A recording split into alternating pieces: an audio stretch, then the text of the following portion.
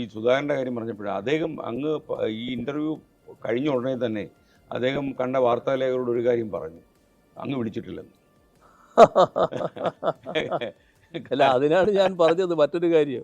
അത് അദ്ദേഹം പറഞ്ഞുകൊണ്ടിരിക്കുന്ന കാര്യമാണ്. അപ്പോൾ ഞാൻ അദ്ദേഹത്തെ കിട്ടാൻ വേണ്ടി ശ്രമിച്ചതിൻ്റെ ഭാഗമായിട്ട് മറ്റൊരു കാര്യവും കൂടി ചെയ്തിരുന്നു, മറ്റു വഴി നോക്കിയിരുന്നു. അവിടുത്തെ പാർട്ടി ജില്ലാ സെക്രട്ടറിയും സഖാക്കളും സുധാകരനെ കാണാൻ പോയി അദ്ദേഹത്തിൻ്റെ വീട്ടിൽ. അങ്ങ് പറഞ്ഞിട്ട് അദ്ദേഹത്തിൻ്റെ വീട്ടിൽ പോയി. ആര് പറഞ്ഞിട്ട് പോട്ടെ, അവർ പോയി. അവർ പോയപ്പോൾ നാസറാണ് ജില്ലാ സെക്രട്ടറി. നാസർ പറഞ്ഞു, അല്ല മുഖ്യമന്ത്രി നിങ്ങളെ വിളിക്കുന്നുണ്ടായിരുന്നു, നിങ്ങൾ എടുത്തിട്ടില്ല എന്ന് പറഞ്ഞു. എന്നെ വിളിച്ചിട്ടില്ല എന്ന്. അല്ല, വിളിച്ചു എന്ന് മുഖ്യമന്ത്രി തന്നെ പറഞ്ഞു. നിങ്ങൾ എന്നാൽ ഒരു കാര്യം ചെയ്യാം, ഞാൻ വിളിച്ചു തരാം ഇപ്പോൾ ഒന്ന്. വേണ്ട വേണ്ട, ഇപ്പോൾ വിളിക്കണ്ടെന്ന്.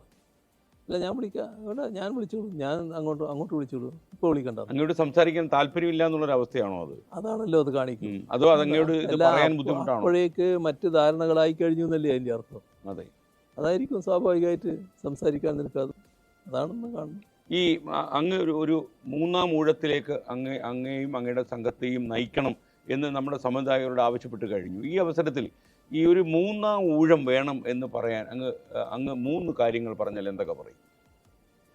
എന്നുവെച്ചാൽ അങ്ങ് നടപ്പിലാക്കാൻ പോയ ചില പദ്ധതികളോ അല്ലെങ്കിൽ അങ്ങയുടെ പ്രതീക്ഷയ്ക്കൊത്ത് നടപ്പിലാക്കാൻ പറ്റാത്ത എന്തെങ്കിലും കാര്യങ്ങളോ കേരളത്തിലുണ്ടെന്ന് മനസ്സിൽ വെച്ചിട്ടാണോ ഇത് പറയുന്നത്?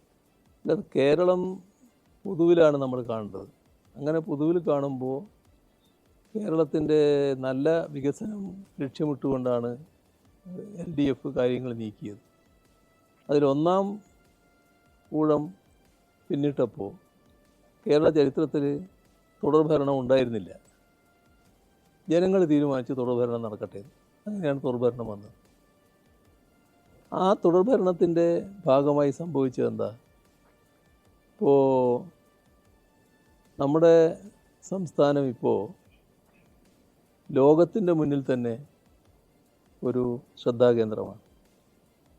കാരണം ലോകത്ത് അതിദാരിദ്ര്യമുക്തമായ രാജ്യങ്ങൾ വളരെ കുറവാണ്. നമ്മുടെ രാജ്യമാണെങ്കിൽ ദരിദ്രർ ഏറ്റവും കൂടുതലൊരു രാജ്യമാണ്. അത്തരമൊരു രാജ്യത്തിനകത്ത് കേരളം അതിദാരിദ്ര്യമുക്തമായിരിക്കുന്നു. ആ അതിദാരിദ്ര്യമുക്തമായത് ഈ രണ്ടാം ഊഴത്തിൻ്റെ ഭാഗമായിട്ടാണ്. അല്ലെങ്കിൽ അത്തരമൊരു പദവി നമുക്ക് ഉണ്ടാക്കാനാകില്ല. അന്ന് നമ്മൾ കണ്ടു 64,006 കുടുംബങ്ങളാണ്. ഓരോ കുടുംബത്തെയും പ്രത്യേകമായി എടുത്ത് അവരുടെ ക്ലേശഘടകം ഒഴിവാക്കിയാണ് അതിദാരിദ്ര്യമുക്തമാകുന്നത്. 64,006ാമത്തെ കുടുംബവും അതിദാരിദ്ര്യമുക്തമായതിനു ശേഷമാണ് ആ പ്രഖ്യാപനം കഴിഞ്ഞ നവംബർ 1 നടത്തുന്നത്. ഇത് ആ ഭരണ തുടർച്ചയുടെ ഭാഗമായി വന്നൊരു കാര്യമാണ്. നമ്മുടെ കേരളം നേരത്തെ ഏതെങ്കിലും തരത്തിലൊരു നിക്ഷേപ സൗഹൃദ സംസ്ഥാനമായിട്ട് ആരും കണക്കാക്കിയിരുന്നില്ല. അതൊന്നും കേരളത്തിന് പറഞ്ഞതല്ല, വ്യവസായമൊന്നും കേരളത്തിന് പറഞ്ഞതല്ല എന്നുള്ളൊരു മട്ടായിരുന്നു. പല ഗവൺമെൻറ്റുകളും വ്യവസായം കൊണ്ടുവരാൻ ശ്രമിച്ചിട്ടുണ്ട്. പക്ഷേ LDF സർക്കാർ 2016 അധികാരത്തിൽ വന്നപ്പോൾ ഞങ്ങളൊരു ആലോചന നടത്തിയത് നിക്ഷേപ സൗഹൃദ സംസ്ഥാനമാക്കിക്കൂടെ. അന്ന് നോക്കണം, 28ാമത്തെ സ്ഥാനത്താണ് കേരളം.